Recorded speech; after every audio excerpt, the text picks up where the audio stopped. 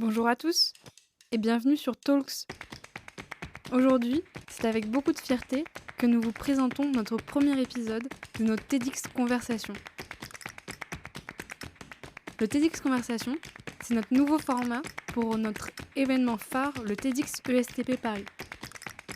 Au cours de plusieurs semaines, nos intervenants issus de différents milieux, ayant vécu différentes expériences, partageront avec nos étudiants leurs expériences et leurs idées. En espérant que cela vous plaise, je vous laisse avec le premier épisode, qui est consacré à Monsieur Julien Bobroff, enseignant-chercheur et physicien à l'Université Paris-Saclay, et qui va nous donner sa vision de l'invisible. Bonne écoute. Alors c'est parti, d'abord merci de m'accueillir, et puis bravo pour avoir rebondi et avoir quand même su maintenir ce TEDx coûte que coûte. Et donc voilà, je vous le fais depuis chez moi, et donc je vais vous parler d'invisible. Moi je suis physicien, comme l'a dit Alice, et pour le physicien, l'invisible, c'est une vieille question. En fait, ça a presque toujours existé dans l'histoire de la physique. Ce qu'aime bien le physicien, c'est voir des choses que personne n'arrive à voir, arriver à inventer des outils pour les révéler, et même si possible, découvrir des choses invisibles. Ça, c'est vraiment le nec plus ultra. Il y a plein d'exemples tout au cours de l'histoire des sciences. Il y en a un que j'aime particulièrement, c'est tout début 19e siècle, on est en 1800 à peine, et il y a William Herschel, qui est un astronome anglais, qui s'intéresse à la question du soleil, des couleurs du soleil. Et il se pose en particulier une question un jour, il se demande si les différentes couleurs qui composent le blanc du soleil auraient des températures différentes. Vous voyez, est-ce que le bleu serait plus chaud que le rouge, par exemple? Et donc, il imagine une expérience pour tester ça, une expérience assez simple. Il prend un prisme, donc vous prenez un petit prisme comme ça, et puis il utilise le prisme pour décomposer les rayons du soleil. Vous savez, un prisme, ça fait, alors, je ne sais pas si vous le voyez, des espèces d'arc-en-ciel comme ça, c'est-à-dire que la lumière va rentrer, et puis elle va se décomposer ici, vous allez récupérer tous les rayons et toutes les couleurs du soleil. Alors là, je vous ai fait un faux prisme, hop, pour vous spécialement ici. Donc voilà, vous imaginez que vous êtes dans la chambre de William Herschel, il fait le noir partout, il garde que le rayon du soleil, il récupère cet arc-en-ciel. Et puis il y va, il se lève, et ce qu'il va faire, c'est prendre un thermomètre, et puis mesurer la température des couleurs. Littéralement, il met son thermomètre, il attend, puis il le met là, il attend, il le met là, il attend. Et ce qu'il observe, c'est qu'effectivement, le bleu a l'air d'être plus froid de quelques degrés que le rouge. Bon, donc il est très content, il mesure ça proprement.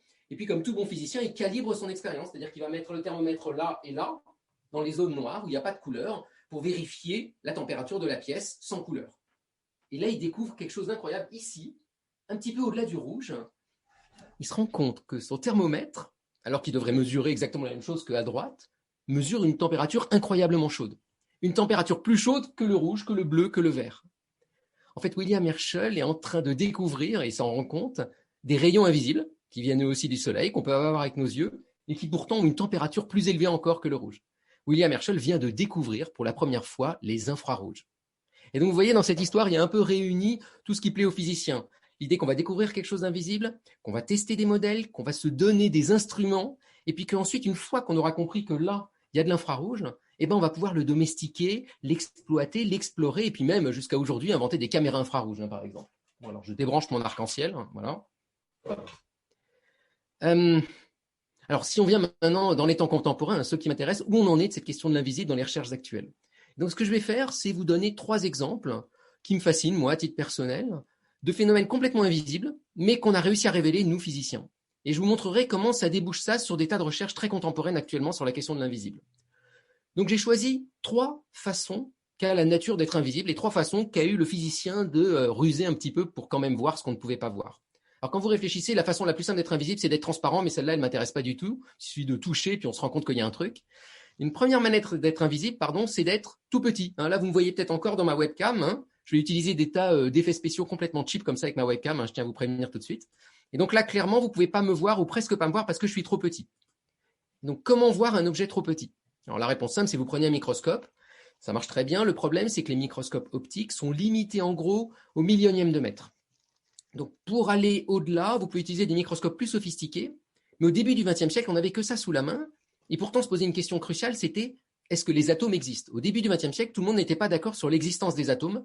Les chimistes pensaient qu'il y avait des atomes parce que le calcul des réactions chimiques semblait le suggérer, mais il n'y avait aucune preuve directe ou indirecte de l'existence des atomes. Et il y a un physicien qui s'appelle Jean Perrin, un Français, un type formidable. Il a après fondé le CNRS, il a créé le Palais de la Découverte, donc un type prodigieux, qui se pose cette question lui aussi et qui se dit il faudrait que je trouve une façon simple de voir les atomes en quelque sorte. Alors il en est incapable avec les outils qui existaient à l'époque, et donc il se dit il faudrait que je les vois de façon indirecte, donc que j'arrive à voir leur effet. Et donc il pense à une expérience qui est assez simple, vous allez voir, il prend un verre d'eau, et il va aller disposer à la surface du verre d'eau des petites particules de verre, hein, des petites billes de verre qu'il a fabriquées avant à base de résine, hein, qui font quelques dizaines de micromètres de côté, hein, elles sont toutes petites. Et donc il les répartit dans son verre et puis il projette de la lumière pour essayer de voir ce qui se passe dans le verre avec une ombre projetée. Alors je vous montre l'expérience parce qu'il se trouve qu'il y a un film de l'expérience. Donc là c'est assez émouvant, on voit Jean Perrin dans son laboratoire, on est vers 1910-1911. Et puis on va voir le bocal dans lequel il y a toutes ces petites billes de plastique. Et ce que vous allez voir de façon tout à fait étonnante et tout à fait surprenante dans ce liquide donc, regardez, on les voit là, c'est que les billes vibrent, elles bougent dans tous les sens. Et c'est pas parce qu'on est au début de l'expérience, c'est pas parce que la table bouge, hein. Plusieurs jours après, les billes continuent à vibrer, elles continuent à être mues d'un mouvement incessant. Ce mouvement, on appelle ça le mouvement brownien. Et la raison de ce mouvement, c'est le fait qu'une petite bille dans l'eau, elle est en permanence tapée par les atomes et les molécules de l'eau. Et donc, elle est poussée comme ça, comme dans un match de boxe, avec les atomes qui lui tapent dessus en permanence. Et donc, en regardant le mouvement de ces billes, en le mesurant, en le capturant, puis en l'analysant, Jean Perrin va être capable de remonter indirectement à la forme des atomes, ou plutôt à leur taille, à leur nombre, à leur densité. Et il va comparer à ce qu'avaient prévu les chimistes, et il va trouver exactement les mêmes valeurs. Et donc, ça va être la première preuve de l'existence des atomes. Et d'ailleurs, Jean Perrin recevra le prix Nobel pour ça. Donc vous voyez, une façon de voir l'invisible, c'est de le faire de façon indirecte, d'essayer de voir des effets associés au fait qu'il y a quelque chose qu'on ne voit pas, mais qui est là. Alors maintenant, on sait faire bien mieux, hein. Si on regarde un peu les temps contemporains, on a ces objets-là. Ah non, alors attendez, c'est dans l'autre sens, voilà, cet objet-là. Ça, c'est un microscope électronique. C'est un microscope qui utilise les lois de la quantique pour regarder les atomes.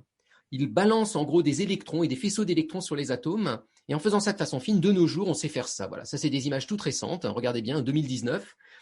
Ce que vous voyez ici, cette espèce de tapis de petites billes, chacune de ces billes est un atome. On est dans un matériau solide et on sait voir les atomes un par un. On sait même faire mieux que ça. Regardez bien. Dans cette expérience-là, ils ont même réussi à trouver la nature des atomes, à savoir dire qu'en bleu, c'est du titane, en rouge, c'est du ruthénium.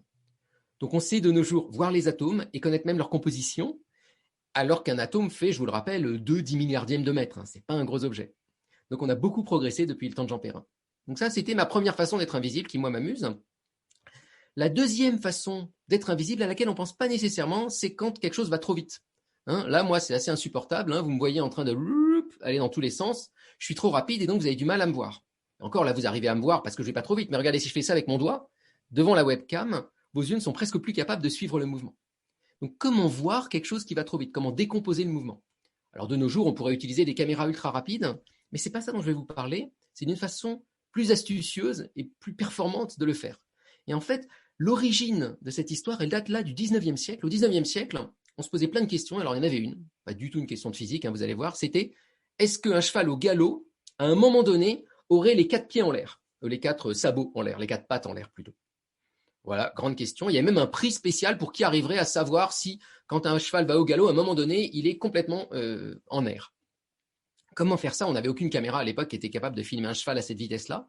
Et donc, il y a un type très brillant, très malin, Edward Muybridge, qui a inventé le dispositif suivant.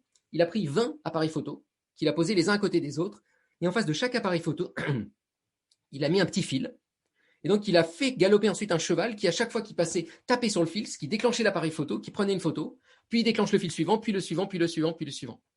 Et ainsi, Muybridge a pu prendre 20 photos, il les a assemblées ensemble, il a fait un film, et il a donc obtenu le film d'un cheval au galop. Et je vais vous montrer ce film. Voilà un film du 19e siècle. Alors regardez bien le film, attention, top! Vous avez vu à ce moment-là, top encore, les 4 pattes du cheval sont bien dans l'air, donc il a pu répondre à la question et avoir le prix correspondant. Alors ce qui m'intéresse dans cette expérience, c'est pas le cheval, vous l'avez bien compris, c'est la technique. L'idée est que quand quelque chose va trop vite, prenez des photos à des moments différents et rassemblez ça ensuite pour faire un dessin animé. Et cette technique-là, c'est la technique qui, actuellement de nos jours, permet de filmer les phénomènes les plus rapides qui existent. Et les phénomènes les plus rapides qui existent, en général, ils sont à l'échelle de l'atome, dans la matière. Si vous reprenez ce prisme, si j'étais capable d'aller voir les atomes dedans avec une caméra ultra rapide, façon Muybridge, je les verrais vibrer. Mais alors, ça vibre vraiment vite. C'est-à-dire que les temps de vibration typiques, c'est la picoseconde. C'est-à-dire du millième de milliardième de seconde, 10 puissance moins 12 secondes. Donc, il faut des sacrées caméras pour faire ça.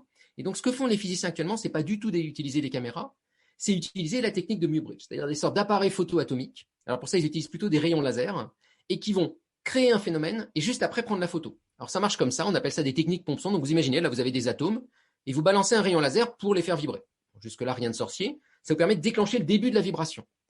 Et vous allez juste après balancer un deuxième rayon laser qui va être en quelque sorte l'appareil photo, qui va capturer la position des atomes. Et puis vous refaites la même expérience, exactement à l'identique. La seule différence, c'est que vous laissez un petit peu plus de temps entre le premier rayon laser et le deuxième rayon laser. Donc vous avez une photo un petit peu après. Et puis vous recommencez, comme si je refaisais démarrer mon cheval à chaque fois et que je le prenais à un moment différent. Et vous voyez que de proche en proche, vous allez finalement reconstituer le film des atomes en train de vibrer, puisque vous allez avoir tous les moments de cette vibration. Alors qu'est-ce que ça donne très concrètement quand on va voir ça en recherche? Donc je vous montre un exemple d'article de recherche tout à fait contemporain. Malheureusement, on n'a pas un joli film comme Muybridge, hein. On a plutôt ce genre d'image. C'est des courbes. La courbe qui oscille là, moi je la trouve absolument prodigieuse. C'est des atomes en train de vibrer en direct. Et ils sont en haut, en bas, en haut, en bas, ils sont en train de faire ça. Et regardez l'échelle, elle est incroyable, on est en femtoseconde, hein, c'est 1000 fois plus petit que des picosecondes. Hein. Donc on est en train de mesurer des phénomènes à la femtoseconde près. Alors on a su faire encore mieux, et là je vous montre l'article le plus rapide au monde. Voilà, c'est l'article qui a mesuré pour l'instant le temps le plus court à ma connaissance. Alors c'est un article qui étudie la façon dont quand je balance de la lumière sur un atome d'hélium, ça peut arracher des électrons. D'accord? Et il voulait voir comment l'électron a été arraché et le suivre en direct. Donc je ne vous rentre pas dans toute la physique, mais je vous montre juste cette figure, hein, de la vraie figure de physicien là.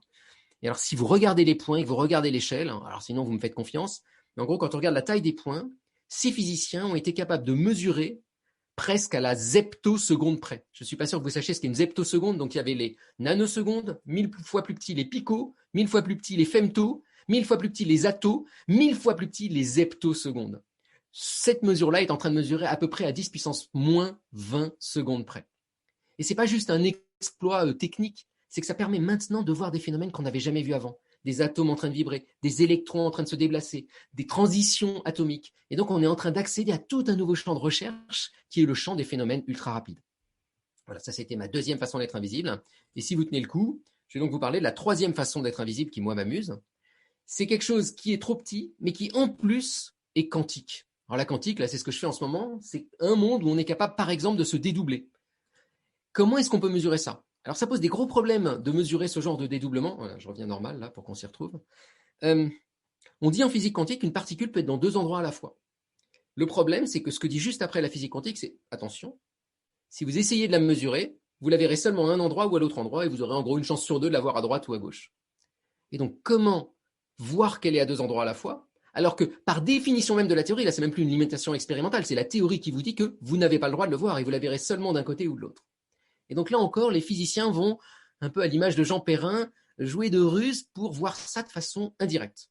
Alors une façon de voir ça indirecte, en fait, est la suivante, c'est de faire prendre à votre particule deux chemins. Imaginez, voilà, j'ai un électron, par exemple ici, il se comporte comme une petite vague, hein, imaginez-le comme une petite vague, et je vais lui faire prendre deux chemins de part et d'autre de la webcam, hein, par exemple. Alors si vous faites ça, l'astuce est la suivante, la théorie quantique vous dit, il est capable de prendre les deux chemins à la fois. Certes, mais comment vous le savez? Eh bien, il suffit de regarder ce qui se passe derrière. Alors derrière les deux chemins, vous voyez, la particule va se recombiner, et là, si j'avais une petite vague, qui prennent deux chemins différents, et bien au moment où elles se recombinent, vous voyez, ces vagues-là, elles vont se mélanger. Parfois, elles vont s'ajouter, parfois, elles vont se soustraire. Il va y avoir quelque chose de très caractéristique qui s'appelle les interférences. C'est-à-dire qu'en gros, la vague peut être haute ou basse. Et ça n'a lieu que si la particule prend les deux chemins à la fois. Si elle prend un seul chemin, vous ne verrez pas ça. Et donc, si, quand vous mesurez les particules, vous voyez d'une manière ou d'une autre ces interférences surgir, avec des hauts et des bas dans les intensités que vous mesurez, alors vous avez une preuve indirecte que la particule quantique est véritablement passée à travers deux endroits à la fois. Alors, qu'est-ce que ça donne en pratique? Ça, c'est une expérience qu'on sait faire maintenant depuis une centaine d'années, qui marche remarquablement bien. Mais là encore, j'aimerais vous montrer une découverte toute récente où on a réussi à faire cette expérience, mais pas sur un seul électron ou un seul atome. Non, on l'a faite sur une molécule géante. Cette molécule-là, elle fait 2000 atomes. Donc, ça commence à être vraiment un gros machin. Et donc, les physiciens, des Autrichiens, ont pris cette molécule géante de 2000 atomes et l'ont envoyée sur 1 mètre à peu près de longueur, avec deux parcours possibles pour la molécule. Et puis, ils ont mesuré derrière sur l'écran où est-ce qu'elle arrivait et ils ont observé ça. Regardez bien, c'est la figure du haut qui m'intéresse. Vous les voyez, ces vagues? C'est les interférences. C'est les hauts et les bas dont je vous parlais, qui sont typiques du fait que la molécule que vous avez vue juste avant, cet énorme machin, a dû nécessairement passer par deux endroits à la fois. Et donc on sait, là encore, révéler l'invisible, cette fois-ci de nature quantique. Et ce qui, moi, me fascine également. Alors j'en ai presque fini, je m'étais dit que j'allais quand même vous montrer un dernier truc qui, moi, me fait vraiment marrer. C'est, alors non pas voir ou révéler l'invisible, mais c'est un autre champ de recherche où les gens essayent plutôt de rendre invisible. Voilà, les physiciens se sont dit, mais si on comprend bien les lois de l'optique, par exemple, est-ce qu'on ne pourrait pas tricher avec la lumière, hein, tricher avec les lois de Descartes, pour rendre des objets invisibles, hein, c'est-à-dire faire une cape d'Harry Potter, en gros. Et donc, l'idée, c'est comment rendre invisible. Alors moi, je peux rendre invisible très facilement ce que je veux, juste avec des trucages. Alors, regardez, le trucage, hop, je suis devenu invisible, génial, et puis hop, je vais redevenir visible à 3, 1, 2, 3, et me revoilà. Voilà, bon, alors là, c'est kitsch, hein, j'ai juste utilisé ma webcam et des faux fonds, et voilà, c'est facile. Est-ce qu'on pourrait réellement rendre invisible? dans une pièce de façon matérielle. Alors c'est quelque chose que les physiciens commencent à savoir faire depuis, je dirais, une dizaine d'années, et un peu mieux depuis 2-3 ans. Et la technique est la suivante. Alors l'astuce, c'est de comprendre ce que ça veut dire être visible. Je ne vous l'ai pas dit depuis le début, mais ça veut dire quoi le fait que je sois visible? Ça veut juste dire qu'il y a de la lumière qui vient de la fenêtre là, qui me tape dessus et qui revient vers vous. D'accord? Et donc, est-ce que je pourrais devenir invisible? Alors pour que je devienne invisible, il faut que j'arrive à tricher avec cette lumière, c'est-à-dire lui faire croire que je ne suis pas là, donc qu'elle me contourne. Ou alors que quand elle rebondisse sur moi, elle ait l'impression qu'en fait, elle rebondit derrière sur l'étagère. Alors pour faire ça, il suffit de savoir que la lumière, en fait, c'est une onde électrique, une onde électromagnétique, c'est-à-dire qu'elle transporte de l'électricité. Et donc, si on veut jouer avec et jouer avec ces rayons, on peut utiliser des petits circuits électriques. Et c'est ce que font les gens avec ce qu'on appelle des métamatériaux, c'est des sortes de petits circuits électriques mis les uns à côté des autres, qui vont tapisser l'espace, on va fabriquer une sorte de cape, et on va mettre cette cape sur un relief, et choisir à chaque fois le bon petit circuit électrique pour dévier la lumière de façon à ce qu'elle ait l'impression que je ne sois pas là. Alors, on ne sait pas le faire sur un être humain, mais on commence à savoir le faire sur des petits objets. Voilà un petit objet sur lequel on a essayé de faire ça. C'est une manip qui a 2-3 ans, là encore. C'est 3 petites montagnes. Alors, vous avez vu, elles sont pas très hautes, elles font 1/1000e de mètre de haut. C'est déjà pas mal, c'est, on va dire, 10 fois moins qu'un cheveu ou 100 fois moins qu'un cheveu. Et puis, elles font quelques micromètres de côté. Et ces petites montagnes, les physiciens les ont tapissées avec ce petit tapis de métamatériaux dont je vous ai parlé. Et alors, voilà l'expérience. Là, on filme la montagne, on prend une photo de la montagne vue de haut. Donc les 3 petites taches que vous voyez au milieu blanches, c'est les montagnes vues de haut. Les 3 petites montagnes qu'on a vues là, là on les regarde de haut et on voit 3 petites taches blanches.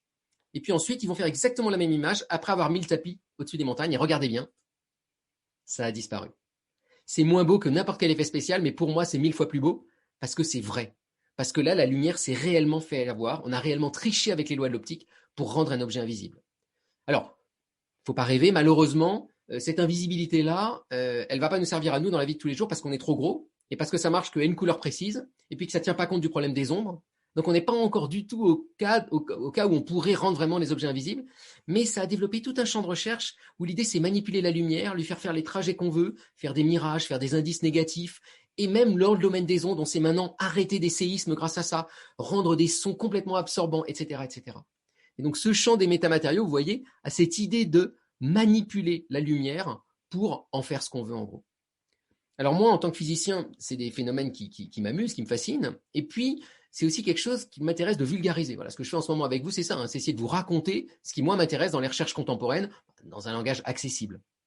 Et cette question-là, cette question de la vulgarisation, finalement, elle touche aussi à l'invisibilité. Ce qu'on fait quand on est vulgarisateur, c'est ça, c'est aussi révéler cette matière physique qui vous semble invisible si vous n'y avez pas réfléchi, avec des mots simples. Et on peut faire ça dans la vie de tous les jours avec à peu près tout. Je vous donne un exemple, voilà, métaphore de ce qu'est un vulgarisateur, c'est prendre une loupe et puis montrer aux gens à travers cette loupe des choses qu'ils ne verraient pas d'habitude. Donc vous voyez, par exemple, si je prends ces livres, puis que je regarde un peu et que je vais vers le mur et je me demande de quoi il fait le mur, dans le mur, regardez, il y a du soufre, il y a du calcium, il y a de l'oxygène. Ça, c'est du SO4 ça, c'est du Ca2+, c'est du sulfate de calcium. C'est ce qui compose le plâtre. Le plâtre de ce mur est composé de ces atomes. Alors, quand je vous montre ça, je vous ai rien dit, je vous ai juste fait un peu de chimie. Mais en fait, si maintenant on analyse les propriétés de cette molécule, les liaisons chimiques, la façon dont ça absorbe la lumière, la physique quantique derrière cette molécule, on va pouvoir comprendre pourquoi ce mur est blanc. On va pouvoir comprendre sa solidité, sa friabilité. On va pouvoir comprendre ses propriétés optiques, ses propriétés métalliques, ses propriétés magnétiques, ses propriétés électriques et aussi ses propriétés mécaniques. Et donc, ce qu'il y a d'incroyable dans le champ, par exemple, de la chimie et de la physique quantique, c'est faire ce lien entre un truc absolument invisible normalement à l'œil nu et le monde qui nous entoure et ses propriétés. Et c'est moi ce qui me fascine le plus dans le monde de l'invisible, c'est arriver à le rendre palpable aux gens qui ne le connaîtraient pas et de le révéler et de nous permettre finalement d'avoir une autre vision du monde qui nous entoure. Voilà, merci. Mais le TEDx Conversation, c'est aussi un échange. Un échange entre notre intervenant et le public. Alors voici un extrait de l'interaction entre Julien Bobroff et le public du TEDx ESTP Paris.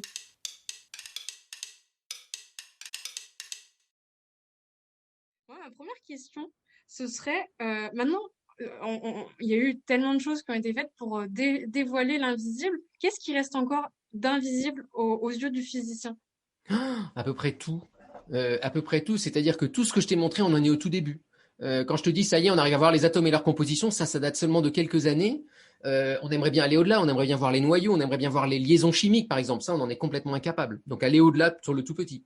Quand je t'ai dit qu'on arrivait à voir des phénomènes ultra rapides, on en est au tout début. on commence à atteindre l'attoseconde, voire la zeptoseconde, il faudrait gagner encore un facteur 10 au 100 pour commencer à vraiment voir les phénomènes en direct et puis les voir quand on refroidit, quand on réchauffe. Par exemple, je prends une cellule photovoltaïque, si je ramène ça vraiment dans des enjeux contemporains, comment ça marche la photovoltaïcité ou la photoélectricité? Qu'est-ce qui se passe quand le soleil tape dans la cellule et va créer un courant? Tout ça, on n'a que des effets moyens. Si on arrivait à les suivre en direct, ça serait formidable. On comprendrait plein de phénomènes qu'on ne comprend pas actuellement. Et puis en physique quantique, je vous en parle même pas. Dès qu'on a un solide, on est à peu près incapable de comprendre ce qui se passe en détail à chaque endroit. On est juste capable de faire des moyennes et des approximations. On en est au tout début, par exemple, de comprendre la physique quantique dans les solides qui nous entourent. Donc je dirais qu'à peu près n'importe quel champ de la physique contemporaine, on est au début de voir des choses invisibles et on est très très loin d'avoir tout compris. Il y a encore plein de choses à découvrir. Ah bah ouais. Il y a encore beaucoup de travail. Grégoire, si tu avais une question? Me permettre justement, c'est pour revenir sur la question d'Alice. Est-ce que le physicien d'aujourd'hui, il n'a pas une certaine frustration dans ses recherches, dans le sens où on va toujours rechercher quelque chose qui est invisible dans les domaines de la physique contemporaine, et il y a des chances que notamment dans le vivant du physicien, il ne découvre jamais ces choses en fait. C'est toujours un objectif à atteindre. Donc est-ce qu'il n'y a pas une certaine frustration qui est... Alors je suis pas sûr d'avoir compris ce que tu dis, c'est qu'en gros on va jamais arriver à trouver ce qu'on cherche. Plus ou moins, dans le sens, par exemple, dans le long d'une vie d'une seule personne, d'un seul physicien, le physicien va vouloir principalement se concentrer sur certains thèmes, mais sachant qu'on va toujours vouloir aller plus loin, moi, c'est plus sur le plan niveau des sensations que le physicien va ressentir. Est-ce qu'il n'est pas tout le temps frustré de ne pas pouvoir aller jusque ce point Si, alors ça a été vrai de tout le temps de l'histoire des sciences, c'est-à-dire que le principe même de faire de la recherche, que ça soit Galilée ou que ça soit les chercheurs contemporains, c'est que tu vas avancer, essayer de chercher, avancer, essayer de chercher, et à aucun moment donné, tu vas penser que tu as tout compris. Prends le meilleur des meilleurs, par exemple Einstein. Einstein, il trouve la relativité restreinte en 1905, c'est déjà la classe. La même année, il trouve le mouvement brownien, super classe. La même année, il comprend le photon, classe incroyable. On pourrait se dire, c'est bon, j'ai tout compris, je me repose. Et il se dit, non, il y a des tas de trucs que j'ai pas compris. Et 10 ans après, il invente la relativité générale. Donc ce côté sans fin, ça fait partie du métier de chercheur, donc c'est à la fois une frustration et un bonheur total quand on aime les énigmes. C'est-à-dire à chaque fois qu'on trouve un truc, on découvre quelque chose d'après. Alors la question que tu poses, qui est une bonne question, c'est mais si on trouve rien? Alors ça, il faut peut-être enlever ce mythe-là. Un chercheur en moyenne, par exemple dans mon domaine à moi et de ce que j'ai pu vivre pendant les 20-25 dernières années, fait une découverte à peu près tous les ans ou tous les 2 ans ou tous les 3 ans. Il en fait pas une toutes les semaines, mais en moyenne, voilà. Et on voit bien derrière le cadre d'une thèse, si vous faites un jour des thèses, pendant une thèse, on espère faire au moins une découverte, sinon vraiment c'est qu'on a raté sa thèse. Par contre, ça ne dit pas que ça va être de grosses découvertes. Donc le mythe du chercheur qui ne trouve pas, ça n'existe pas, je veux dire. Sinon, il échoue dans sa carrière et il est très vite viré du système. Donc un chercheur, ça trouve régulièrement, mais ça ne trouve pas nécessairement des choses importantes. Et la frustration, ça peut être de ne pas trouver la relativité restreinte ou la relativité générale. Donc c'est un jeu d'ego, de frustration, effectivement, mais aussi hyper marrant et stimulant intellectuellement de se dire qu'il y a des tas de choses à découvrir et qu'on est là pour les découvrir et peut-être que demain, on va faire une découverte majeure. Donc il faut vivre avec ça. Il y a des gens qui n'aiment pas ça du tout, parce qu'ils se disent, mais moi, je veux un truc carré, clair, un plan à 6 mois, 1 an, 2 ans, avoir un carnet d'études, voilà, et avoir une feuille de temps et savoir ce que je vais avancer et comment je vais avancer. Le principe de la recherche, en particulier la recherche fondamentale, c'est que c'est incertain. On ne sait pas dire si dans 1 an, 2 ans ou 3 ans, on va découvrir un truc important, mais on tente. Donc, il y a un côté suspense et mystère qui fait que chaque matin, c'est rigolo d'aller au labo parce qu'on ne sait pas ce qui va nous tomber dessus, mais que pendant 6 mois, il peut absolument rien nous tomber dessus et que ça peut être très dur. Donc, c'est aussi un jeu de patience et d'obstination. Alors, il y a une question dans le chat, c'est dans quel domaine je fais mes recherches et quelles sont les découvertes qui me rendent fier? Oula. Alors moi, c'est compliqué, c'est-à-dire que j'ai fait 20 ans de recherche en physique quantique, dont je vais vous reparler juste après. Et puis au bout de 20 ans, j'ai eu l'impression d'avoir fait un peu le tour. Et donc depuis 2013, maintenant, je fais des recherches dans le champ de la vulgarisation, donc plus du tout dans le champ de la physique. C'est de la vulgarisation et de l'enseignement de la physique qu'on essaye de faire de façon différente. Et on travaille avec les gens dans les sciences humaines et sociales pour essayer de comprendre, quand on fait par exemple de la vulgarisation de façon différente ou de l'enseignement de façon un peu étrange, qu'est-ce qui se joue auprès des publics, comment ils comprennent ça, etc. Alors, si je vais dans le champ de la physique, de quelle découverte je pourrais être fier? Oh là là, c'est des petites découvertes, vous allez voir, c'est pas Einstein, malheureusement. Par exemple, moi, une découverte dont je suis hyper fier, ça va vous montrer à quel point c'est des petites choses. J'ai travaillé dans ce qu'on appelle des supraconducteurs, et notamment, moi, j'ai essayé de comprendre des nouveaux matériaux qui s'appellent des cuprates, c'est des oxydes un peu étranges et qui marchaient bien mieux que tous les supraconducteurs qu'on connaissait. D'où venait leur supraconductivité? Personne ne comprenait ça, et on est plusieurs milliers de chercheurs à travailler dessus depuis 20 ou 30 ans. Donc c'est un des plus grands mystères de la physique contemporaine. Alors je ne l'ai pas trouvé plus que les autres. Mais moi, ce dont je me suis rendu compte, c'est que dans ces matériaux-là, on se demandait si le magnétisme avait un rôle. Voilà, on essayait de comprendre ces supraconducteurs, mais on se demandait quel était le rôle du magnétisme. Et nous, on s'est rendu compte d'un truc assez marrant, c'était que quand on enlevait des atomes magnétiques, des atomes de cuivre, et qu'on les remplaçait par des atomes pas magnétiques, eh ben, ça créait encore plus de magnétisme. Donc ça, c'était un paradoxe assez étrange qui avait été compris avant moi.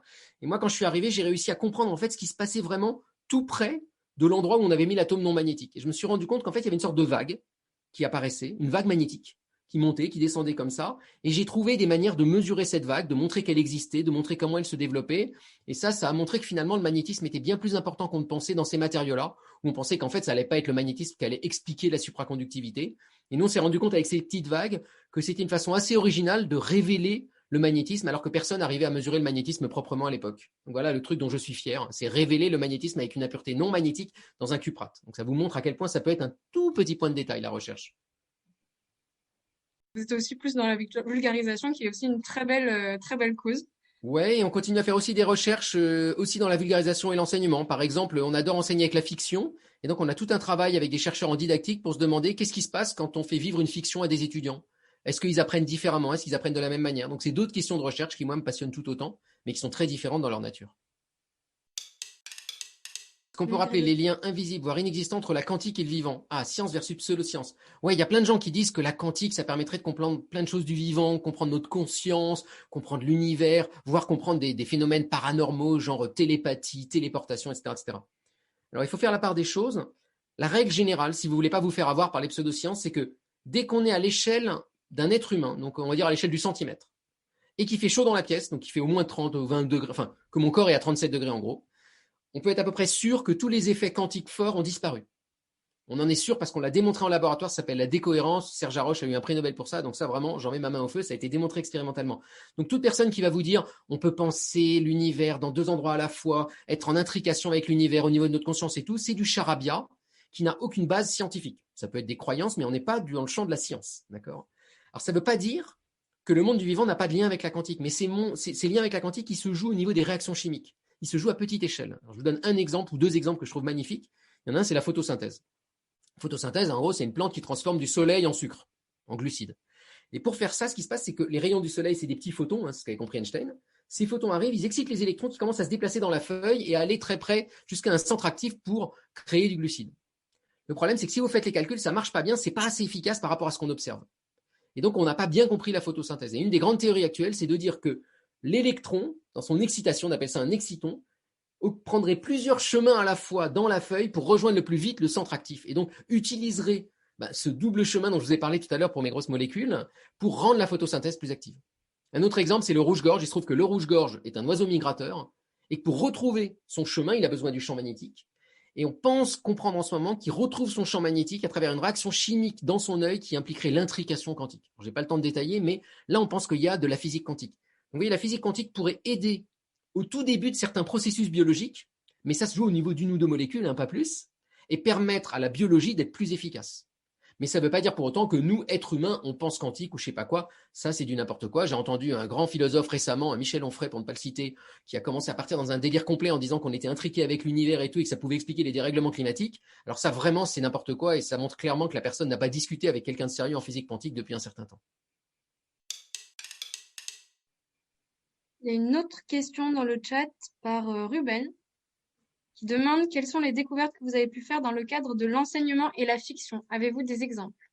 Ah, alors là, on est au milieu du truc, donc je vais vous dire des pistes qu'on a actuellement dans ce qu'on a pu. Alors, d'abord, qu'est-ce que ça veut dire des découvertes dans ce champ-là? Il faut essayer d'être aussi scientifique que dans un autre champ. Il ne faut pas juste se dire, oh tiens, mes étudiants, ils ont l'air de trouver ça sympa, je vais leur faire un sondage pour leur demander si c'était bien mon enseignement. Et s'ils me disent que c'était bien, je vais dire que j'ai prouvé scientifiquement que mon enseignement est bien.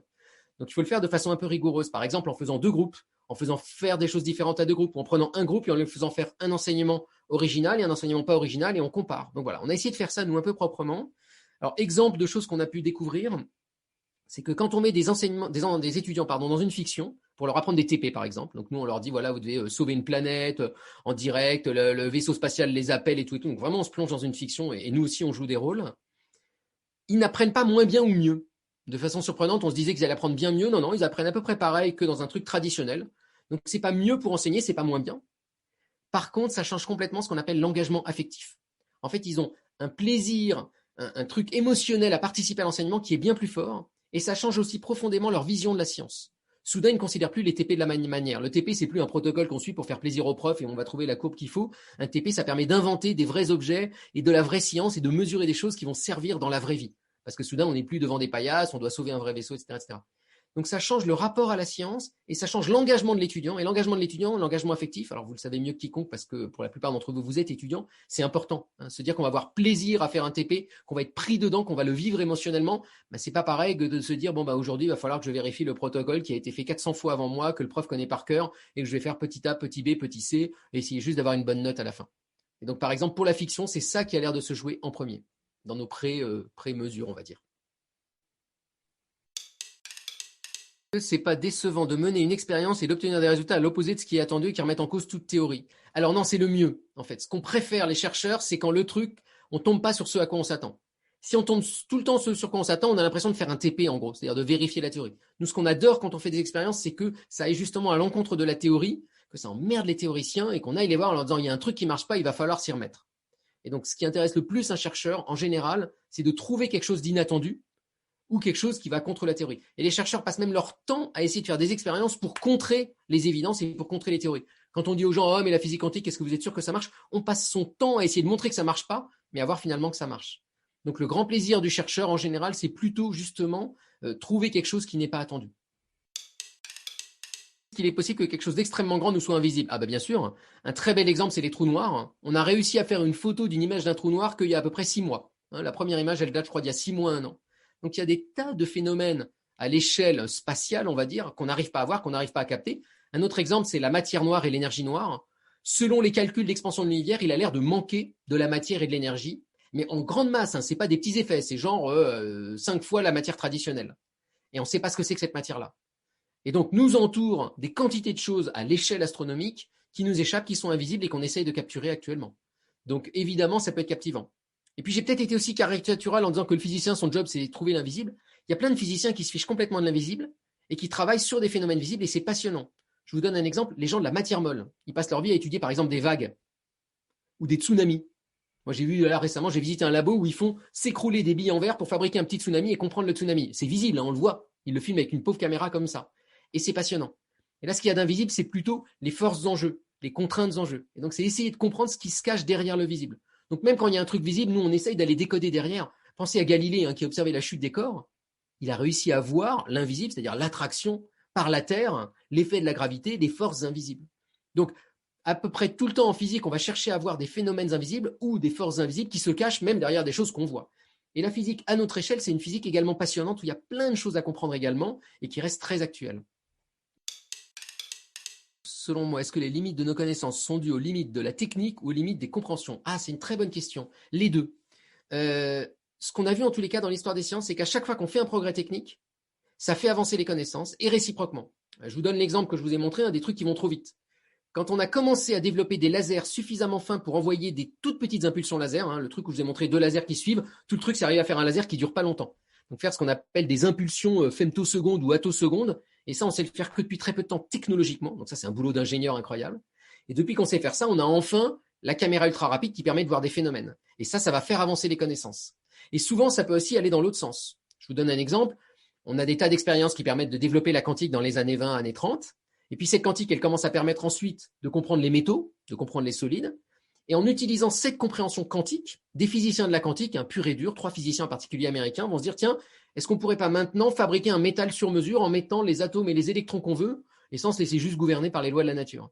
Et ils vont se construire des sortes de faux métaux, des semi-conducteurs dopés, et avec ça, ils vont créer les premiers transistors. Et ça va être la naissance de toute l'électronique contemporaine.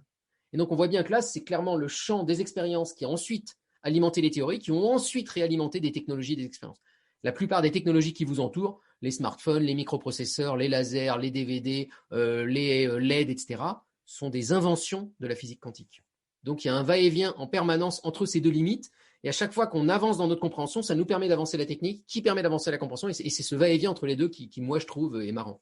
Concernant la diffusion il y a eu la diffusion des premières images d'un trou noir, je sais qu'il y a un très bon TEDx de Beacon Street, je crois, qui a été sorti il y a quelques années là-dessus, justement par la physicienne qui avait réussi à trouver cette image-là. Donc, je vous invite à la regarder si ça vous intéresse pour un peu avoir d'autres connaissances, un autre point de vue là-dessus.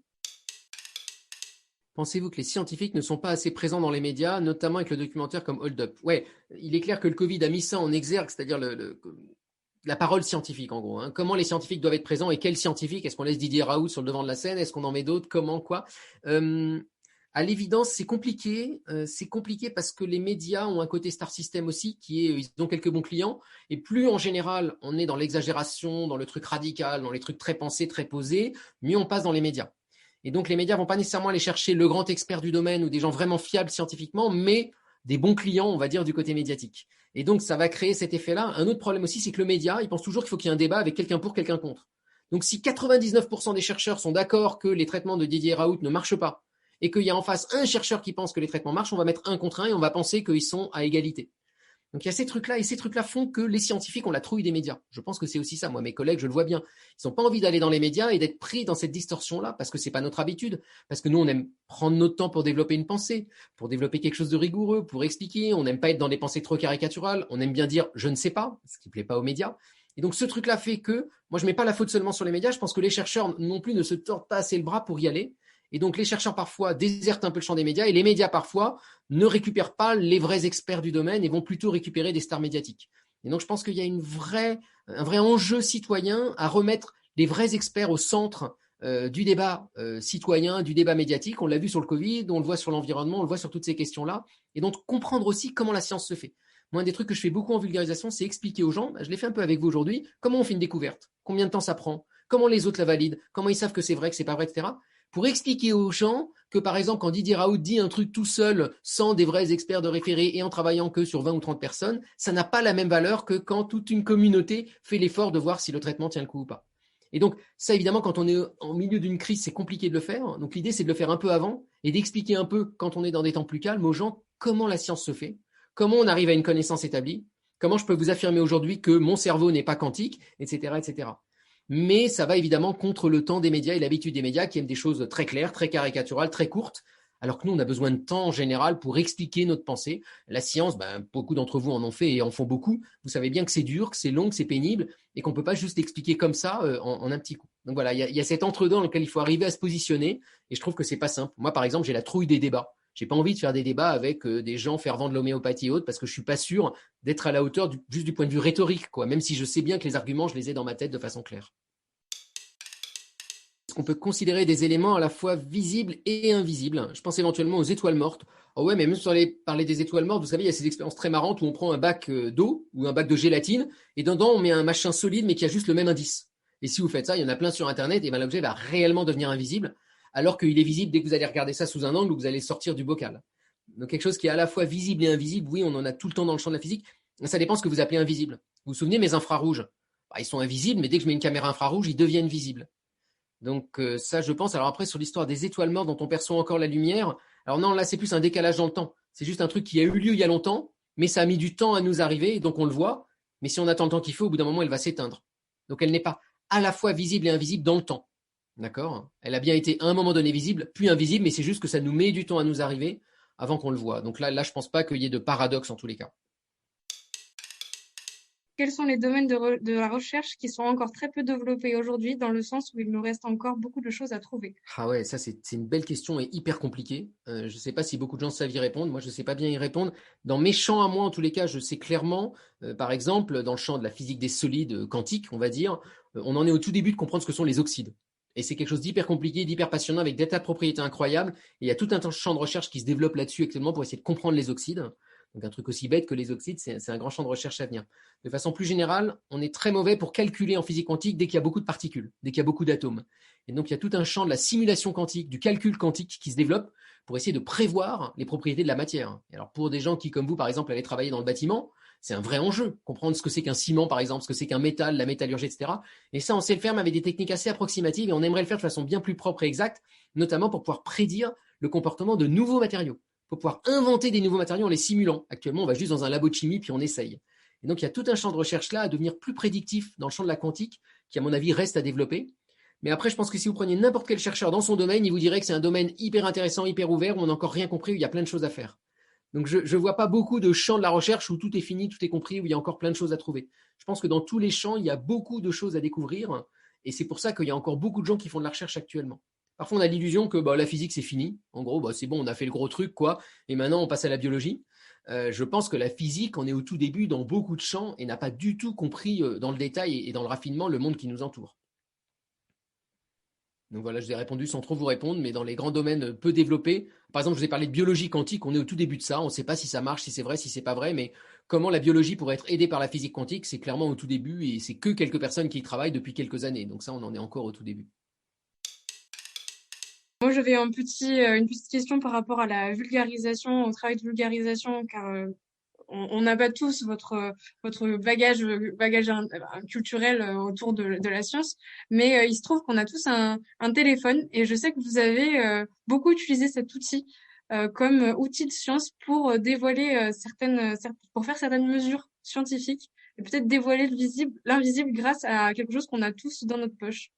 Oui, il se trouve que le téléphone, c'est un fabuleux laboratoire de physique, hein. Je ne pense pas qu'il ait été conçu comme ça au début par Steve Jobs et compagnie pour ça, mais il se trouve que c'est le couteau suisse du physicien, c'est-à-dire que votre téléphone, il a tous les capteurs qu'il faut.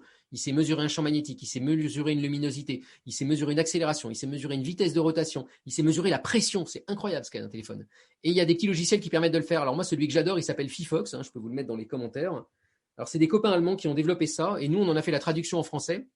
C'est gratuit, ça existe sur toutes les plateformes, et si vous le branchez, en gros, ça va mesurer tout et n'importe quoi autour de vous. Et nous, on adore utiliser ça, par exemple, pour faire des TP aux gens chez eux, hein. Quand il y a eu le premier confinement, tous nos étudiants, on leur a dit, oh là là, vous inquiétez pas, les TP sont pas annulés, vous allez les faire dans votre cuisine ou dans votre garage, et c'est parti. Et les étudiants ont, pendant 3 mois, fait des tas de mesures incroyables, juste avec leur smartphone, et en mesurant autour d'eux le monde qui les entoure. Et on peut faire plein de choses autour de ça, on peut même faire des jeux, on peut faire plein de trucs très marrants, plein d'activités. Donc si vous allez sur notre site qui s'appelle vulgarisation.fr, vous découvrirez plein d'activités à faire avec smartphone.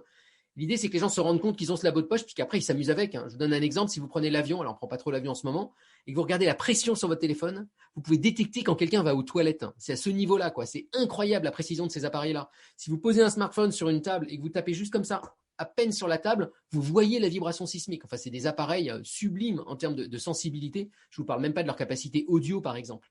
Donc voilà. Donc nous, on aime beaucoup utiliser ça. Et puis l'idée, évidemment, derrière, en termes de vulgarisation et d'enseignement, c'est montrer aux gens qu'on n'a pas besoin d'être dans un labo pour faire de la physique. On n'a pas besoin d'être dans cet univers quand même très impressionnant du TP ou du vrai laboratoire et qui fout la trouille aux gens qui ont des mauvais souvenirs de leurs études de physique. Ben non, en fait, ils sortent un smartphone de leur poche et ils peuvent faire plein de choses et faire de la physique. Et une des expériences qu'on aime bien faire notamment aux gens, c'est de leur dire prenez votre smartphone et mettez une simple goutte d'eau sur votre caméra. Voilà, ça risque rien la caméra. Et si on fait ça, la caméra devient un microscope. Et c'est très impressionnant. On peut grossir d'un facteur 100 ou 1000 à peu près, juste en mettant une goutte d'eau sur la caméra et soudain voir le monde qui nous entoure et les choses invisibles autrement. Alors évidemment, on pourrait utiliser un super microscope USB, optique, etc. Mais c'est montrer aux gens que des choses très simples comme une goutte d'eau peuvent jouer le rôle d'une lentille optique absolument incroyable et couplée à votre smartphone, ça fait un microscope de pointe et en plus, vous pouvez filmer ce que vous faites ou le prendre en photo. On avait lancé des petits challenges comme ça au premier confinement, aux familles, en disant le week-end, allez, activité microscope, tout le monde met une goutte d'eau et vous essayez de prendre en photo un truc et nous faire deviner ensuite sur les réseaux sociaux ce que c'est. Donc je vous encourage à la sortie de cette journée à prendre votre smartphone ce soir, mettre une goutte d'eau et regardez ce que ça fait et vous allez voir, c'est absolument incroyable. J'avais fait une petite conférence confinée où j'étais coincé chez moi et je faisais plein d'expériences, de mesures, etc., etc. Et je parlais de la physique. Et l'une d'entre elles, c'est ça, c'est le microscope. Donc on doit me voir. Et d'ailleurs, je fais un truc qu'il ne faut surtout pas faire, complètement crétin. Je l'ai fait et soudain, je me suis rendu compte que c'était une bêtise, c'est que j'ai allumé une allumette pour la mettre tout près pour qu'on la voit en train de s'éteindre. Et je pense que c'est hyper dangereux pour le téléphone d'être trop près du capteur avec une allumette. Donc je ne vous recommande pas de faire le truc de l'allumette. Mais sinon, voilà, vous pouvez prendre tout et n'importe quoi. Et notamment pour voir si votre microscope est bon, vous prenez un billet de 20 € et vous essayez de voir si vous voyez les messages secrets écrits dans la pile de l'aqueduc. Voilà. Parce que ça, on ne le voit vraiment pas à l'œil nu. Mais si vous le voyez avec votre microscope, je crois que c'est ce que je fais dans la vidéo, alors ça veut dire que vous avez un microscope de compétition. Donc, encore une fois, je vous invite à regarder ces vidéos-là qui sont quand même très, très intéressantes. Qu'on ait des compétences scientifiques ou non, c'est vraiment très agréable à regarder et très instructif. Ouais, il y a aussi une excellente vidéo de Veritasium qui explique l'image, parce que l'image, elle n'est pas simple. Quand on la regarde, on ne voit pas un trou noir, en fait. On voit les effets. C'est vraiment comme Jean Perrin. Elle est intéressante, cette image. On voit les effets du trou noir sur la lumière. Et c'est en comprenant cette forme-là qu'on comprend qu'il y a un trou noir. Donc, on ne voit pas le trou noir parce que, par définition, le trou noir ne laisse pas s'échapper la lumière.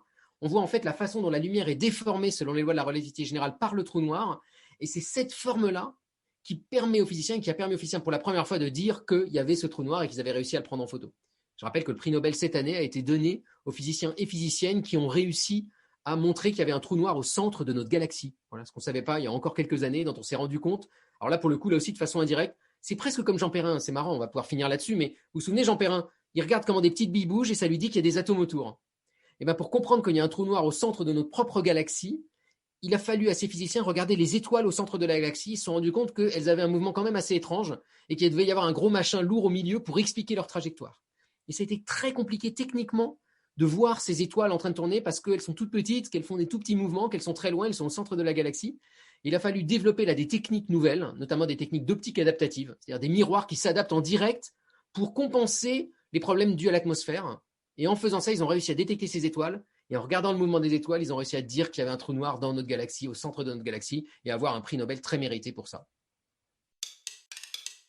Où peut-on vous contacter?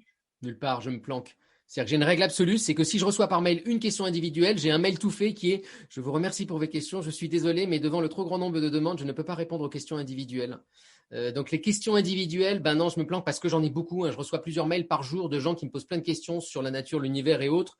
Et je pense pas que ça soit parce que je suis meilleur que les autres pour y répondre, mais parce que je suis un de ceux qui font de la vulgarisation, donc je suis un des visages finalement qu'on repère et à qui on peut envoyer des mails. Donc je suis super pas sympa, mais les questions individuelles, j'y réponds pas parce que j'y arrive pas, quoi. Et la vulgarisation en confinement, comment ça se passe?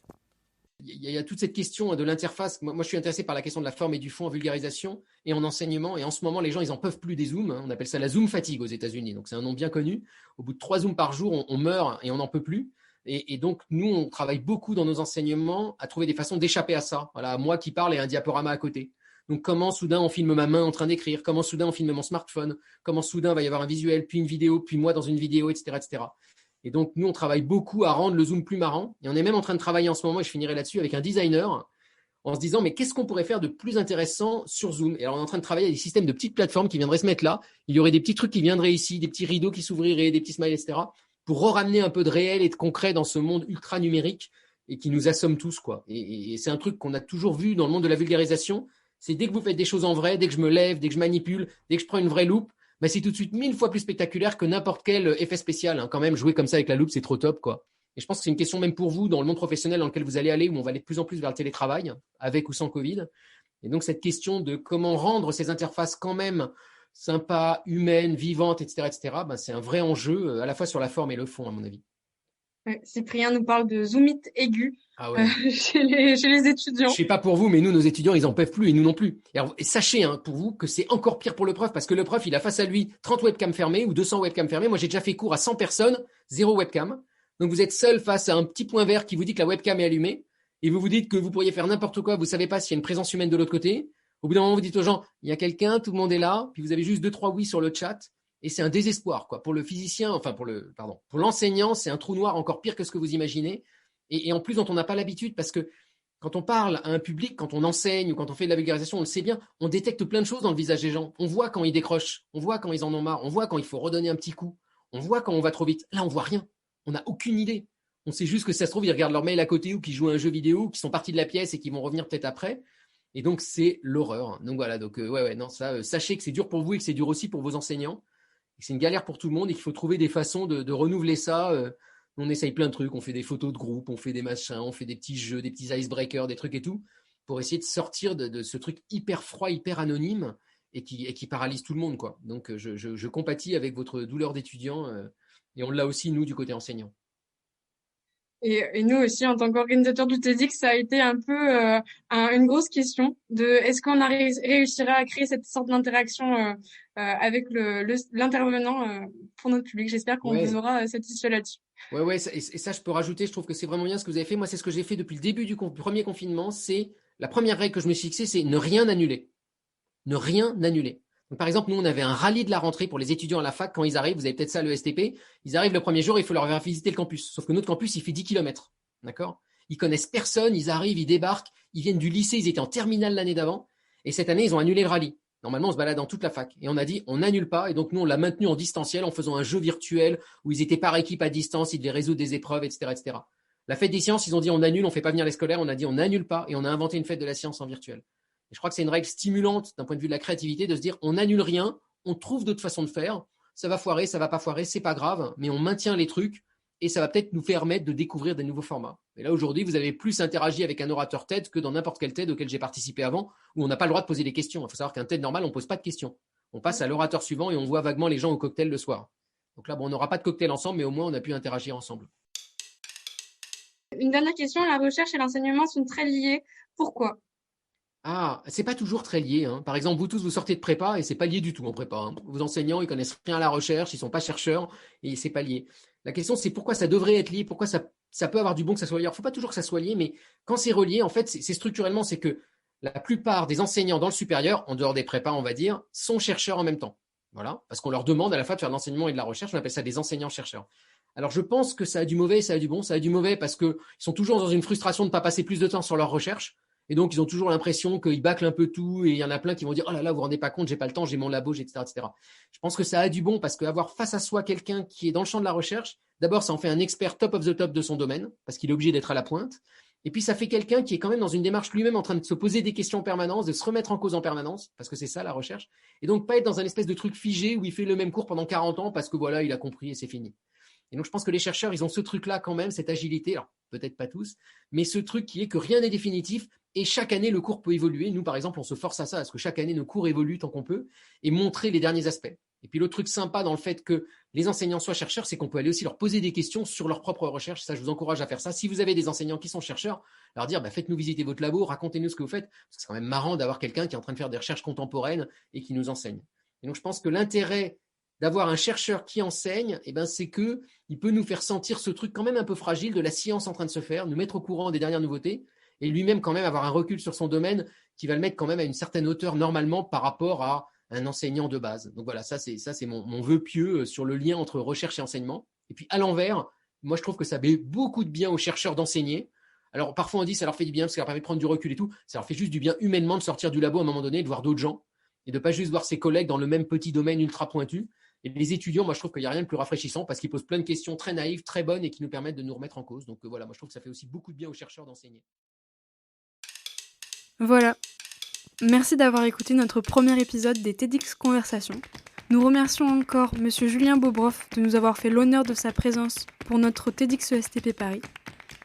Nous remercions aussi le public présent lors des enregistrements du samedi 28 novembre et nous espérons vous voir nombreux lors de nos prochains enregistrements.